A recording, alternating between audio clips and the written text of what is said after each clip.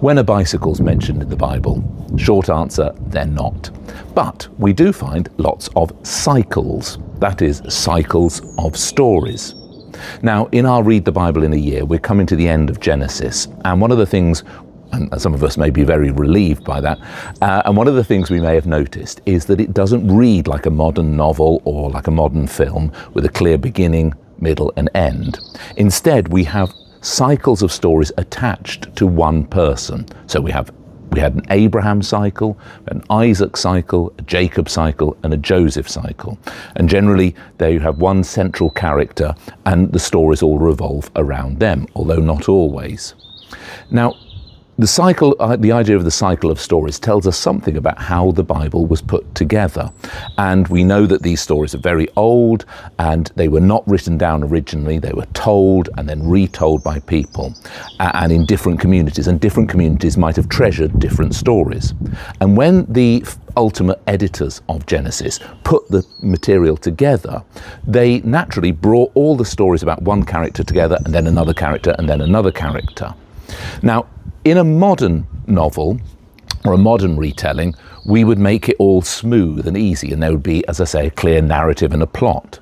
Now, the biblical editors clearly valued all the stories, and when they put them together, they may have done some editing to make it fit, but they often preserved stories that were a bit out of kilter. So if you imagine you've got, which I have had, a tyre that isn't quite true, or a flat tyre, or a buckled wheel, it doesn't quite flow naturally. And we've seen that in some of our stories where we've seen repetition or stories that don't quite naturally flow one to another as they would do in a modern story.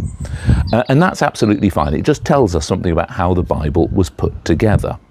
And we will see cycles as we go through the Bible.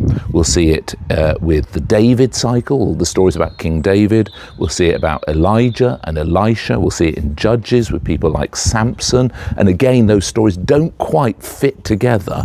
They preserve some of the lumps and bumps of the original stories that were told and retold. And ultimately, we see it in the passion narratives in the Gospels, which are cycles of stories that could be told and retold by other people. So it's interesting just to note that and to explain why sometimes we read, especially in Genesis, we think, well, that doesn't follow and that doesn't seem to make sense. And it's okay for it not to make sense because they were originally told as cycles of stories or told differently. One interesting thing to note is the common features we find in those cycles. So in Genesis, we might have noticed how the younger brother often triumphs over the older. We notice how families really don't often get on. Notice the importance of things like wells, and lots of things happen at wells as meeting points. Note the power of women, often underrated, often not named, but often they have a very important role in what happens. And one crucial feature of cycles is they often point to what's next. So just as a bicycle, you're always going forwards, God willing, so the cycles often indicate what is that this isn't the end of the story. So we're just reading the end of the Joseph cycle in Genesis, and that ends with Joseph dying in Egypt. And it leaves the question, well, what next? And we're going to pick that up with the Moses cycle. It always goes forward, and the end of the Moses cycle ends with Moses dying and indicating what next, onto the promised land.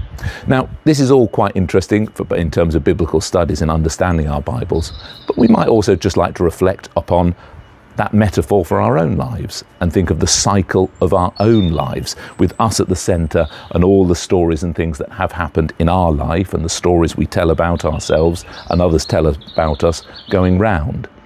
If we told that story of our life, would it be a beginning, a middle and end? Would there be a clear narrative? Could you see exactly where you're going? Or is the story a bit disjointed? Is it like those stories in Genesis where things don't quite go as planned, where the road becomes very bumpy or the wheel becomes buckled and you end up repeating yourself, or suddenly there's a missing gap and something else happens that you weren't expecting? And of course, I think for most of us, that would be the truth. Our lives often look much more like Genesis than they do a modern novel with a beginning, middle and end.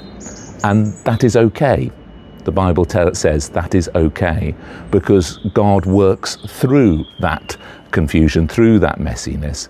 God doesn't need a clear narrative, and sometimes we may be surprised at where God is leading us.